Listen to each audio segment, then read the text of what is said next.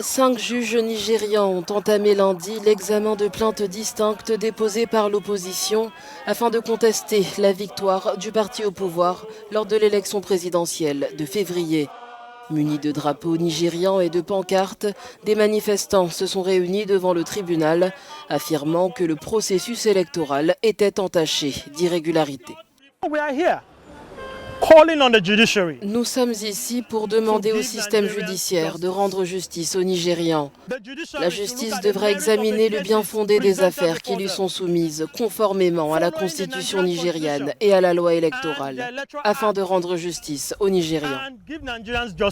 Des analystes et des observateurs ont rapporté que le scrutin du 25 février s'était largement amélioré par rapport aux élections précédentes.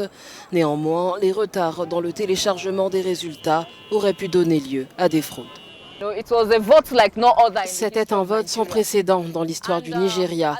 Et en fin de compte, il a fallu 5 jours à la commission électorale pour annoncer les résultats. Et les résultats annoncés ne reflétaient pas ce que nous avons eu dans les bureaux de vote. Et nous sommes fatigués.